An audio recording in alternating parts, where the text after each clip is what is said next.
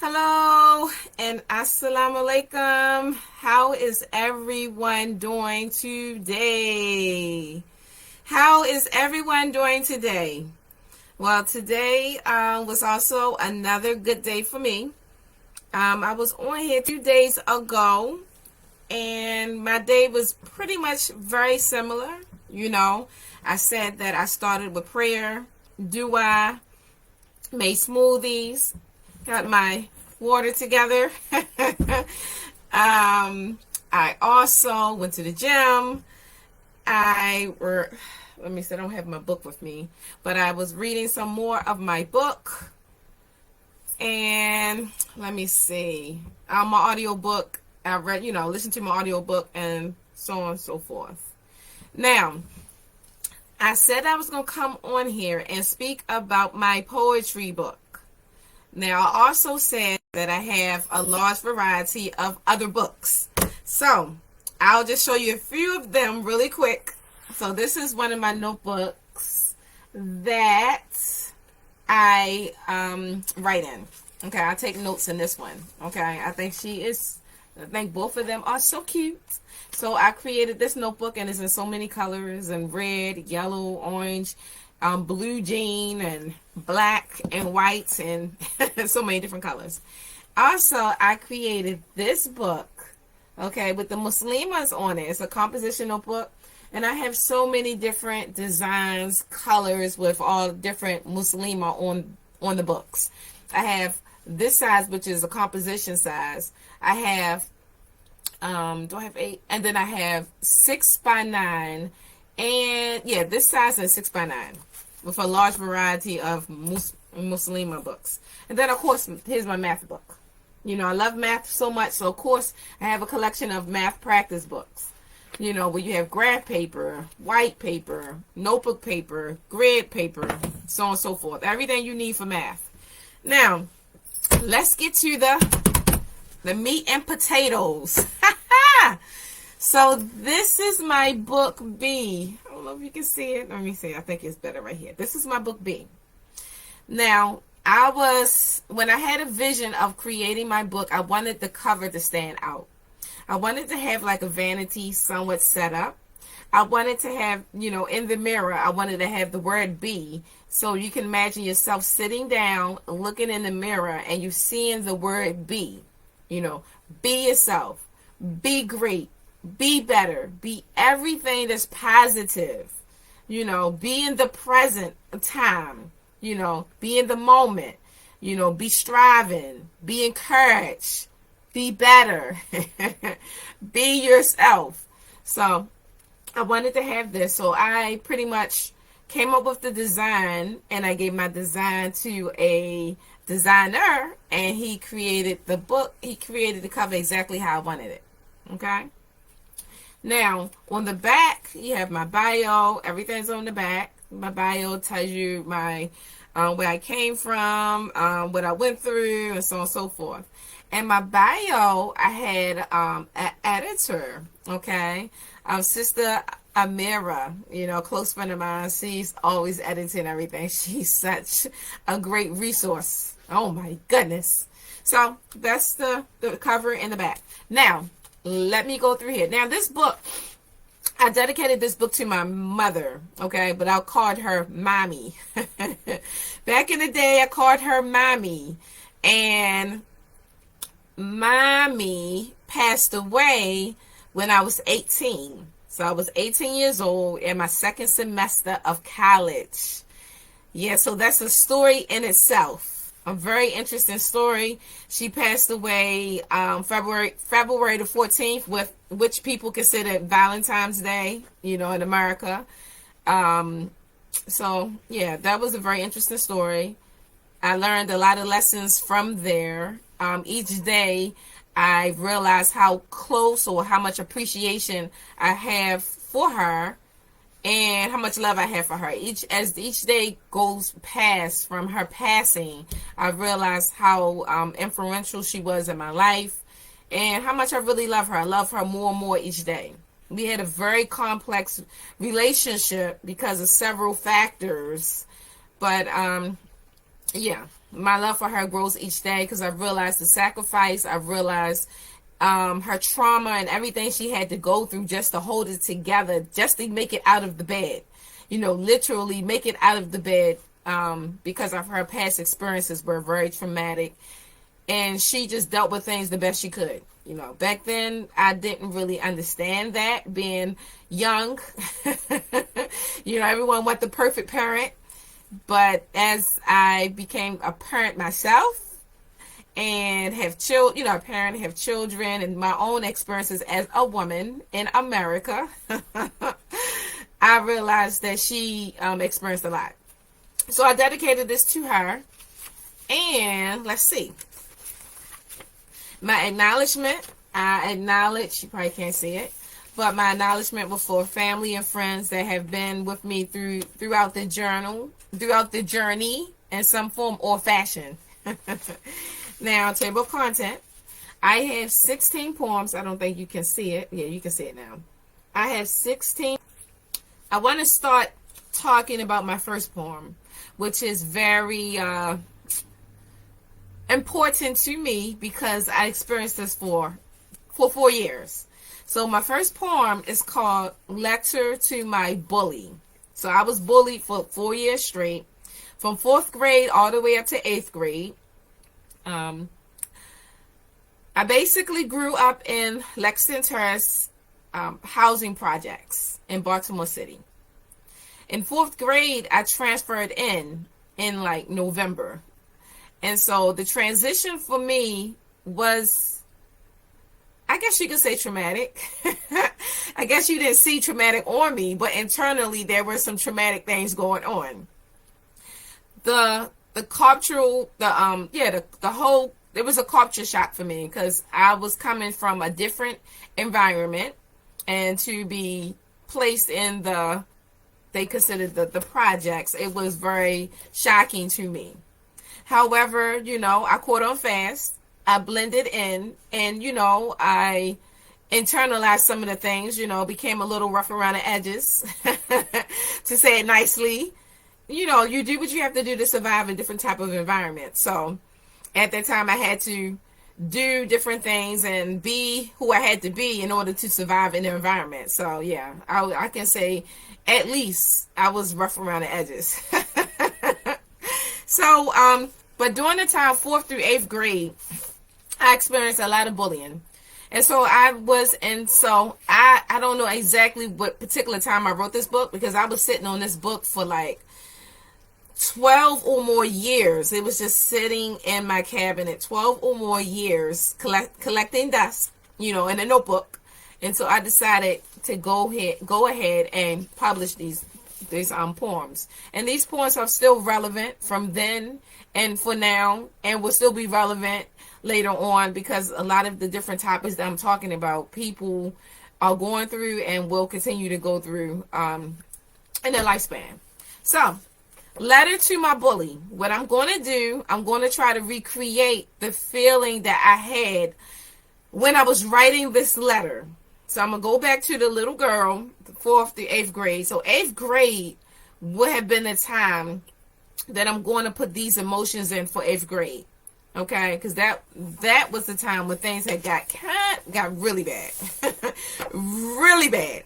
And also I have an audio tape, not audio tape, but I have an audio about my experiences with bullying and how it feels daily to go through the bullying process, and the quietness before the event, how you feel afterwards when you're by yourself. And I just relive and I go through that, telling the story, or telling everyone what it feels like, as you go through that bullying process. So that's out there also.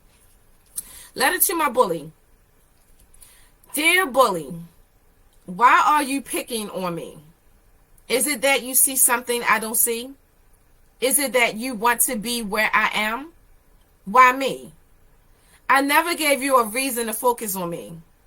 I just want to be left alone, to be myself and to have fun, to walk without looking over my shoulders. I just want to be me, to express myself freely. Why do you want to keep me in your box? I am not yours. I am something way greater than you. You don't realize that you don't realize that I can take but so much. I can only take but so much. You are forcing me to react in a way that is not me. You are forcing me to think of things that I have never thought of.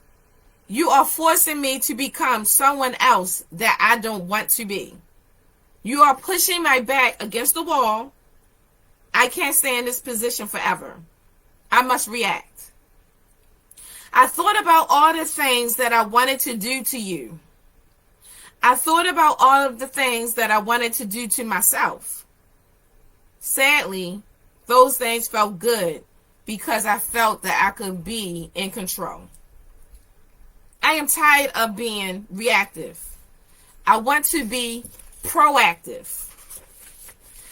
I am not the helpless person that you think I am. I am your biggest threat because you got me to a point where I don't care. I can take you or me out and it doesn't even matter. The ball is in my court and I must decide what to do with it. I am running the show. You are the one that should be scared. However, I know that I behold something that is glimmering inside. If not, then why are you so attracted to me? You are making me see how significant I really am. So for that, I decided to pray and have faith that I will get these negative thoughts out of my head. I really don't want to commit suicide or murder. But sometimes I think that is the only way. Which now I see is not true. You are not worth it. What about my family and friends? What about them? They love me more than I love myself. I can't do this to them. Their pain will last even after I'm dead or in jail. I love them more than you. I need to tell someone that can help me. There are people that specialize in this type of thing. I don't want to be sad and depressed anymore because someone else is taking their insecurities out on me. I am not going to destroy my life for you. I am even going to spare your life. Maybe when I'm stronger, I will feel sorry for you. And I will even pray for you. You did not break me. You helped me realize the power and potential that I behold inside and out, which I plan to use in a positive way. I am not as weak as I thought. You are the weak one. May God have mercy on your soul. Signed, truly, I'm in control.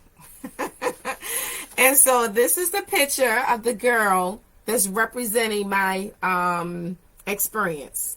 Okay. So for all my poems, I pretty much went through and I chose pictures that give you the feeling of what I was trying to portray in each poem. So, I have a girl writing a letter. She's very serious about writing her letter. Like I said, this poem was very important, so I decided to make this one first. And I know that a lot of people can relate to that, the bullying situation. So I just felt that hopefully this can help people. And I wanted to express the feelings that I went through. Because when someone is being bullied, they are thinking about the bully all the time. All the time. So when you're thinking about somebody all the time, you have time to premeditate things. You have time, because I did. I got feelings of what class I was going to do it in, how I was going to get the gun. I live in a project, so I knew someone on the corner with a gun.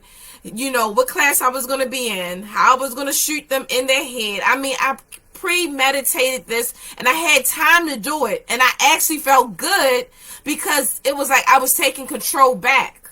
And so when someone is going through being bullied, they're at a point where as though they are pushed against the wall, and some people go through the feeling of wanting control. And so, I'm glad that I didn't do it. I'm glad that I did have that mustard seed of faith, and I decided to wait. But it was hard, because you just want to go. You don't want to have a feeling, so you do want to go. So the feeling is very strong. And of course, suicide hits you all the time because you just don't want to be here. You just don't want to fight the fight. You just getting tired of being teased and humiliated and all these different things. You just don't want to be here, And I didn't tell anyone. My family was clueless. I was the one with the biggest smile in school and out, and so no one had a clue. And I kept this all to myself. So no one had a clue that friendly, smiley Adrienne wanted to take herself out and or take out her classmates, And she thought about it. She had time to think about it in the darkness of her room when she was to herself exactly how everything was going to go down. And people really get fanatic about it, just thinking about it, because you actually have control. So you're like feeling this, you're feeling it. Your heart is pounding. You're thinking about how it's going to feel, and that's not a good place to be.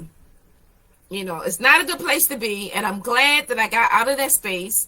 I'm glad that I had faith enough to push through, because at that moment it was hard.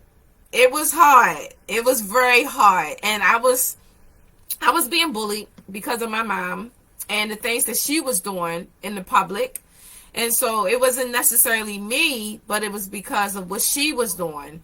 And so that's why our relationship was complicated, because when she does stuff, it will come back to me. I will be targeted and I will be bullied for years because of things that she was doing. And so I would say, Ma, just stay in the house. And I would just have so many feelings about her. Like, if she wasn't doing this, I would have a normal life.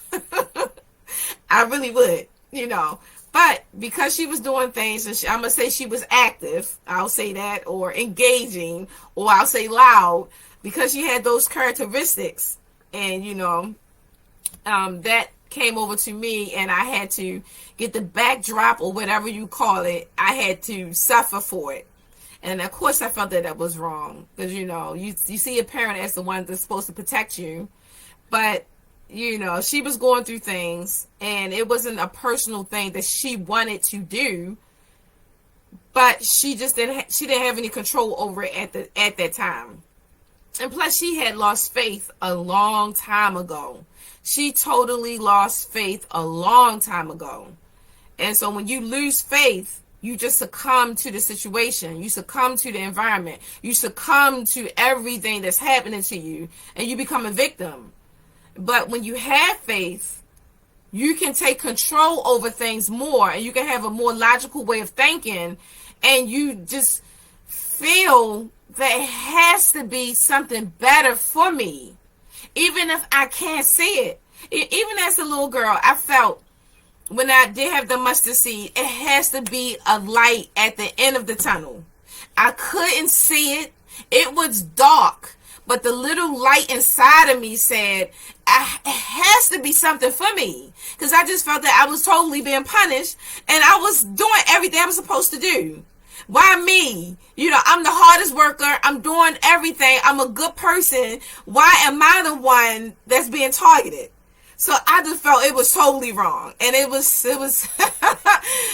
I'm just glad I had faith, and I'm glad I survived, and I'm glad I'm not in jail, because that was real. And you don't even think about it. You don't even care about it. You just see your targets, think about your targets, and just want to do what you want to do. And sometimes, you don't even think about it. And if you do think about it, you say, you don't want to go to jail. So after you do that, then you turn around and do it on yourself. But that is the easy way out. Okay. The harder way out, which is the best way, is fighting for your life. What you're going through is temporary. What you're going through is temporary, and trouble doesn't last always. You know, and I didn't know that exactly, but I had faith to know that there was something more. And I'm so glad that I waited, because I realized that trouble doesn't last always. And, you know, my life now is a life that I could not have imagined, you know, growing up where I was, and the family that, you know, I came from, and the struggles and the environment, and then the schools, you know, growing up in the school and could barely read, and speech impediments, and it was a lot going on. It was a lot going on, you know, so, but, you know, I held on to the faith. I believed in God. No matter what religion I changed from, you know, Christianity to Jehovah's Witness, now to Islam, I still had faith in God. You know, going through the different religions, the commonality was God. You know, and that's all I needed in each religion. So, but yeah, I'm Muslim now, and like I said, my faith was, you know, as I went through my religious transformations, my one thing that was consistent was my relationship with God. I always felt I could talk to him. I felt that I was spoiled in certain situations, because if I asked for something, he would give it to me.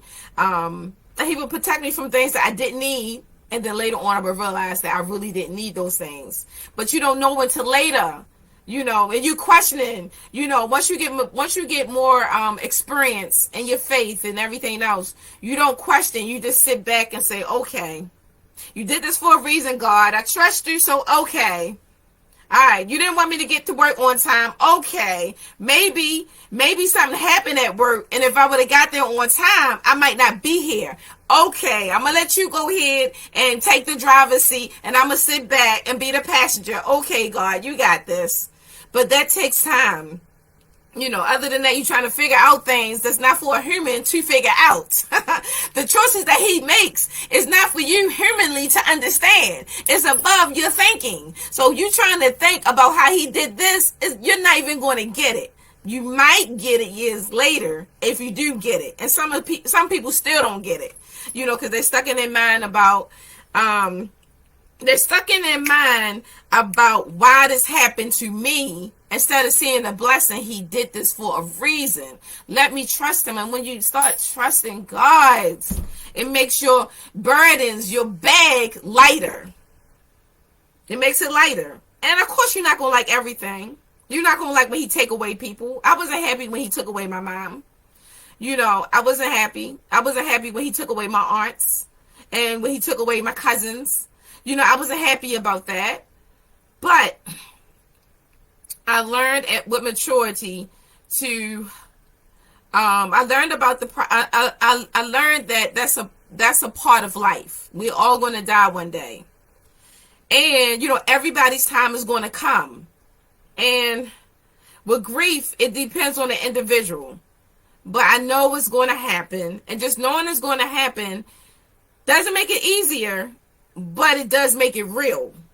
It does make it real, you know. So it's a hard pill to swallow, because it's going to happen and it's going to affect us. And I understand that. But I know that God did it for a reason. Sometimes he removes people so that you can get higher. You know, he might remove your mom, or maybe a brother, you know, maybe somebody that was standing in your path of getting closer to him. Maybe a best friend, a cousin, a neighbor. Maybe that person was affecting your faith, and he removed them because he needed you to be on a certain path to get to a certain place. You know, I don't know. That's just one example. It could be anything. But I'm just saying, sometimes we remove people that's not so good for us to make sure he keep us focused on the focus, where we supposed to be, on the gold, you know, on the treasure. You know, so sometimes he does that. But I'm not one to question. I do feel And, and of course, I go through emotions like everyone else. But I know it's a part of life. And I know it's real. And I just try to make the best of my life while I can. What am I going to do while I'm here? So, B, inside this poem, I have different poems. Let me go through the list really quick so you can have an idea about what's in this book. So I'm very creative. I create books. I used to do a lot of poetry. Some of my poetry back in the day when I was in college was kind of dark. So when you would read it, you probably would drop a couple of tears. And then, I was very artistic as far as drawing, So I was thinking about or applying to the School of the Arts, but, I switched over. I was in a program for that, but very artsy when I have a chance to be. But the different poems I'm going to go through, the first one is Letter to My Bully. Second one is What If? It's a story behind each poem. Help Us Protect the Children. Her final performance. Was alcohol her tool? He wanted all of her. Who's bored? Wasted energy. My friend. Call me when it's over. You don't know me. A man doesn't determine your worth. Be a woman about it. You are special. This could be my time. And then when is your time? Okay? So when is your time, like I said before, is at the back. Because some people have their life on hold because they're trying to push everybody else up and they stay in the same place.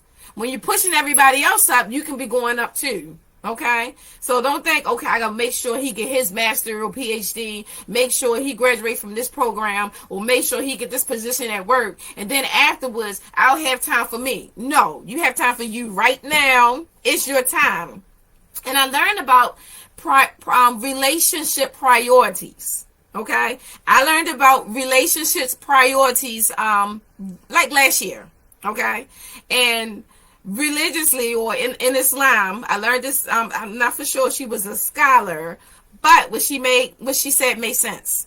So the priority lineage is God first, you second, your spouse third, your children fourth, and then family and community, fits in the bottom. Okay? And I know sometimes the spouse might be acting up or he might not be the right spouse. So, of course, you push the children up. But you need to have a strong foundation for your children, to follow. You can't just keep putting your child in front of your spouse because eventually your children will be there or might not, and your spouse will definitely be gone. So work on, doing what's best with your relationship with God. Then trying to make sure that you're okay, before you put anybody else up there, you're okay. Then check on your spouse to make sure he's okay. And if y'all are a good unit, the kids will be okay. If you and your husband or spouse are on the same page, it will be a strong foundation for your kids to be okay. Okay? Then your kids. Because a lot of moms, we want to put the kids first. But if you follow the priorities, which might not seem traditional, you will see what I'm talking about. You want to, work on your marriage if it's worth saving. But if it's not worth saving, of course, put your kids first. If he's not doing what he's supposed to do, can't do what he's supposed to do, taking away your energy and everything else, then you just have to do what you got to do. But if it's workable, you and him need to work together to set their foundation for your children. And then y'all can work on your children together. It doesn't have to be you working with the children. Y'all work on your children together as a family. And then last, like I said, family and community. But some people, they put other things, so instead of God, they moving their community up, and I understand that's good, but you can't put anybody up there. You know what I'm saying? He already has his layer, and then you're supposed to be right there. If you remember that you are just as significant, you're not as significant as God, but you're on the next level as God, then you will, get your priorities right. You won't just drain yourself out and trying to save everybody, but you don't have any energy, and if you think about it, it doesn't make any sense. You have to save yourself so that you will have energy for everyone else. But you have to do things that's going to cater towards you feeling good. You know, serve, you know, if you, like I said, guard you, connect to your spouse, your children. Once you and your spouse are good, y'all set that foundation, you know, hopefully, so that your children will be good. And then your community and your other family and things like that, that'll work. Okay, but if you put your children before God, it's not going to work. You put your children before you, it's not going to work. If you put your children before your spouse, you might not be married for long. So they have a place, you know. They know you love them. You cook, clean, and everything else. You know, they have a space. They're going to be there probably the longest for the most part, you know. Hopefully your spouse would, but if they don't, the kid's going to be around. But yeah, your priorities, relationship priorities. And if you follow that, you will see that things will make a lot of sense. And you won't feel so deprived.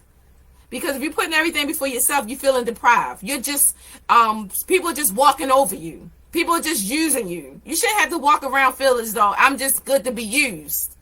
Because you are way better than that. You know, after God then is you, you are way better than to be used. You know, you're something to reckon with. So, yeah, so just think about those relationship priorities. Like I said, if your spouse is not acting right, I understand putting your children, you know, moving your children up. However, if your spouse is working with you, work with your spouse, build that, and your children will be okay. But not building that, they're going to see that conflict. And so you're really damaging your children. You know, so try to work on that and see if you can save it. If you can't, then you have to do what's best so that, you know, because things will trickle down to your children. And you want them to have a good representation of how things are supposed to be, whether you stay with the person or you don't. But life is hard. Just knowing some things and having logical thinking about certain things really helps you keep things in perspective. Because a mom, you know, automatically wants to put her children before everything. But you're not supposed to put your children before God if you're a religious person. You know, God comes first. And then God will take care of you. You will see. And then you will come next. You know, you have to have self-care. You know, and don't feel guilty. Oh, you have a self-care, but your kids will be okay. If you're taking care of yourself and you feeling good, you're going to come home and make like a 4-course meal. If you're taking care of yourself, going to the spa and you hanging out with your girls or whatever, when you come home, your kids can be taken care of because you're going to take them shopping. When you're taken care of, you feel good and it sprinkle over to your kids and your spouse. You know, if you feel good going out to the movies with your friends, when you come back, you want to take care of your spouse because you feel good. But if you're taking care of everybody else, you don't really have the energy to feel good, and you don't really, well, you might force the energy to make everyone else feel good, but you're not really caring about yourself. So it's all about you, and you need to be in the present because you are important. You need to take care of yourself. You know, so that you can help take care of your spouse or match. You might not want to take care. You might want to, coexist with your spouse. And so that you'll be a better mom for your child. You know, it comes from taking care of yourself first. And it's a thing called mother's guilt. You know, that's a thing, mother's guilt. We feel guilty if we don't jump for the kids. No, the kids are going to be okay. Set some boundaries. This is mom time. You know, come back a half hour later. I'll help you. You know, don't be crying and having temper tantrums. You're going to be okay. Give me 30 minutes to do what I need to do, and then I'll come out. Put a sign on your door. You know, I got a whole collection about mommy's time, do not disturb. I got a whole clothing collection about that, and with slides and books.